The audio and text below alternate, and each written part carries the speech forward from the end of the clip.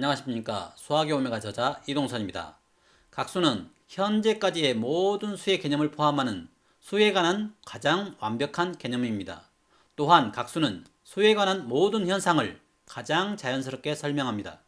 오늘은 고등학교 교과서에 있는 평면과 관련된 수식에서 각수가 사용된 등식의 성질에 대한 가장 기본적인 관계를 보여주는 수식을 다루면서 각수라는 개념이 얼마나 자연스러운 개념인지를 살펴보도록 하겠습니다.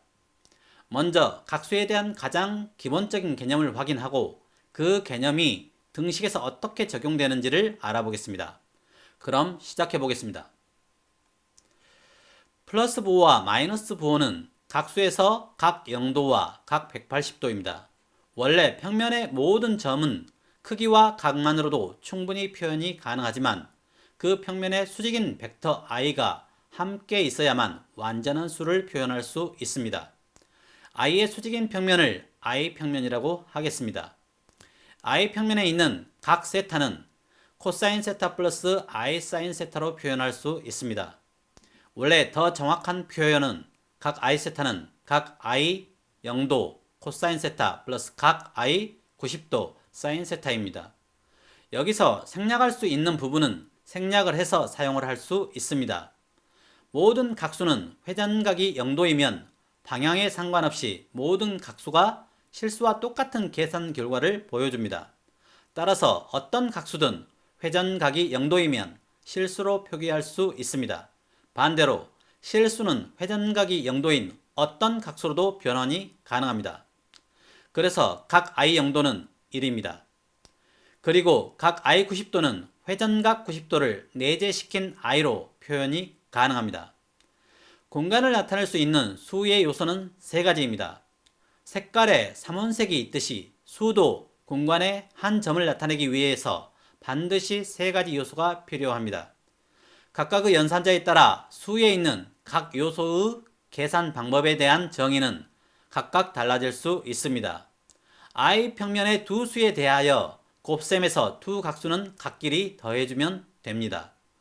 곱셈에서의 각의 변화는 지수적입니다. 각 알파 곱하기 각 베타는 각 알파 플러스 베타입니다. 그런데 i 평면에서의 각은 원칙적으로 0보다 크거나 같고 360도보다 작습니다.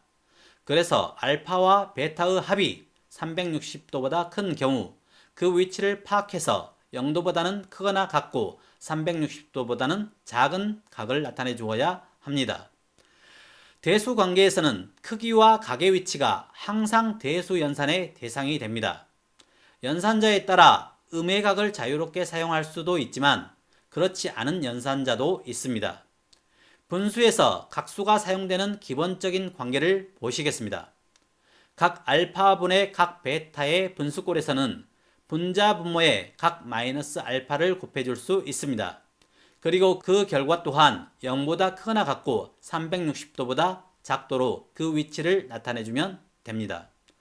예를 들면 각 80도분의 각 30도가 있습니다. 분자 분모에 각 마이너스 80도를 곱해주면 분자는 각 마이너스 50도가 됩니다. 그리고 각 마이너스 50도가 나타내는 위치의 각을 각 310도로 바꿔주면 됩니다. 계산 목적이 아닌 평면에 표기하는 목적이라면 각 마이너스 50도를 그대로 사용해도 됩니다. 이번에는 제곱근에서 각수들의 관계를 잠깐 보시겠습니다. 제곱근 바깥의 각을 제곱근 안에 넣을 때는 들어가는 각의 상태가 반드시 360도보다 작아야 합니다. 180도 이상의 크기는 제곱근 내부에 넣어서 표현할 수 없습니다. 각 182도는 루트 각 364도처럼 나타낼 수 없습니다. 제곱근 내부의 각의 범위도 0보다 크거나 같고 360도보다 작아야 그 공간에 존재할 수 있습니다. 각 80도는 루트 각 160도입니다. 루트 각 100도는 각 50도와 같습니다. 어려운 것은 전혀 없습니다. 벡터 i는 i 평면에서의 각수 각 90도를 대신합니다. 따라서 루트 i는 각 45도입니다. 그리고 i는 루트 각 180도입니다. 제곱근에서 각수는 크기와 각을 분리해서 계산하면 됩니다. 루트 마이너스 4는 2i입니다. 루트 4의 크기는 2와 같고 마이너스는 각 180도인데 제곱근 밖으로 꺼낼 경우 각 90도로 i가 됩니다. 각을 모르는 사람도 없고 각 계산하는 것도 사칙 연산의 범위 내에 있기 때문에 사칙 연산만 할 줄 알면 충분히 제곱근과 각수를 다룰 수 있습니다. 그럼 오늘 다루려고 했던 제곱근이 포함된 등식에서 어떤 관계가 성립하는지 알아보겠습니다. 등식이 성립하기 위해서는 등식의 양변에 있는 크기와 각의 요소가 완전히 일치해야 합니다. 그 외의 경우는 등식을 사용할 수 없습니다. a와 b가 모두 실수일 때 루트 a와 루트 b 그리고 루트 a 곱하기 b의 관계를 보시겠습니다. a와 b가 모두 양수일 때 루트 a 곱하기 루트 b에서의 각은 0도입니다. 루트 a 곱하기 b의 값도 플러스 2이기 때문에 각은 0도입니다. 양변의 크기는 같습니다. 사실 이것은 굳이 확인할 필요가 없습니다. 왜냐하면 크기는 같은 n제곱근 연산자에서 두 개의 n제곱근 연산자로 분리, 하나의 n제곱근 연산자로 결합이 가능합니다. 그렇기 때문에 제곱근 연산에서 크기 부분은 크게 신경 쓰실 필요가 없습니다. 그리고 여기서는 각의 크기도 0도로 같습니다. 등식이 성립합니다. 이번에는 a가 음수이고 b가 양수입니다. 루트 a 곱하기 루트 b에서 a의 각이 180도이기 때문에 루트 a의 각은 90도입니다. 그리고 루트 b의 각은 0도입니다. 여기서 두 각을 곱하면 두 각수의 각의 곱셈에서 각은 덧셈이기 때문에 왼쪽 전체의 각은 90도입니다. 루트 a 곱하기 루트 b의 각은 90도가 되는 겁니다. 루트 a 곱하기 b에서 a 곱하기 b의 각은 180도입니다.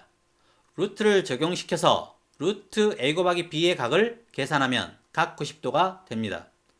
양변의 각에서의 등식이 성립하고 있는 것을 알 수 있습니다. 그래서 제곱근을 포함한 두 수 중 한쪽이 음수이더라도 제곱근 내부의 두 수를 곱한 형태로 쓸 수 있습니다. 이번에는 둘 모두 음수일 때 등식이 성립하도록 부호를 정해 보겠습니다.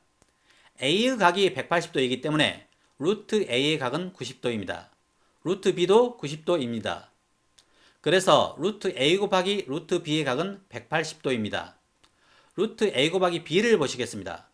루트 a 곱하기 b는 음수 곱하기 음수로서 결과는 양수입니다. 따라서 루트 a 곱하기 b에서의 각은 0도입니다. 등식이 성립하기 위해서는 왼쪽 또는 오른쪽에 각 180도인 마이너스를 곱해줘야 등식이 성립합니다. 평면 각수 공간에서의 각은 0도보다 크거나 같고 360도보다 작습니다. 그래서 180도인 마이너스 부호는 제곱근 안에 넣을 수 없습니다. 이번에는 I 평면에 있는 두 수가 분수꼴인 경우를 보시겠습니다. A와 B가 모두 양수인 경우는 왼쪽식이든 오른쪽식이든 각은 모두 0도입니다. 그래서 루트 A분의 루트 B는 루트 A분의 B와 같습니다. 이번에는 A가 양수이고 B가 음수인 경우를 보시겠습니다. 루트 A의 각은 0도이고 루트 B의 각은 90도입니다. 그래서 왼쪽에서의 각은 90도입니다.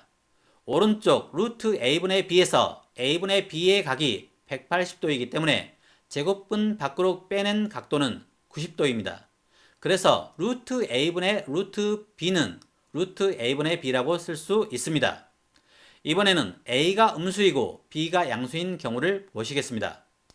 분모의 제곱근 안에 각 180도를 제곱근 밖으로 빼면 90도입니다. 분모를 각 0도인 실수로 만들기 위해서 분자 분모의 각 270도를 곱합니다. 그러면 루트 A분의 루트 B의 전체 각은 270도입니다. 오른쪽의 식 루트 A분의 루트 B에서 A분의 B의 전체 각은 음수로서 180도입니다. 제곱근 밖으로 빼면 90도입니다. 왼쪽은 270도, 오른쪽은 90도이기 때문에 오른쪽에 180도인 마이너스를 곱해줬을 때 두 등식은 성립합니다. 그래서 루트 A분의 루트 B는 마이너스 루트 A분의 B와 같습니다. A와 B 모두 음수인 경우를 보시겠습니다. 루트 A에서의 각은 90도, 루트 B에서의 각도 90도이기 때문에 분자 분모의 각 마이너스 90도를 곱해주면 분자 분모의 각 모두 0도가 됩니다. 그래서 왼쪽의 식의 전체 각은 0도입니다. 오른쪽을 보시겠습니다. A분의 B는 양수입니다. 루트 A분의 B의 각은 0도입니다. 양변의 각이 0도로 모두 같습니다. 분수꼴에서는 분모가 음수이고 분자가 양수인 경우를 제외하고는 제곱근 안의 그 실수를 그대로 분수 형태로 사용할 수 있지만 분모에 사용되는 제곱근 안의 수가 음수이고 분자가 양수인 경우는 반드시 결과식의 표현에 마이너스를 곱해줘야 같은 각을 가지게 되고 그래야 등식이 성립합니다. 각수는 1차원부터 3차원까지 완벽하게 표현할 수 있는 개념입니다. 그리고 각수의 사칙 연산만 할 수 있다면 제곱근에서의 연산도 어렵지 않게 다룰 수 있습니다. 수의 개념은 이렇게 쉽습니다. 오늘은 여기까지입니다.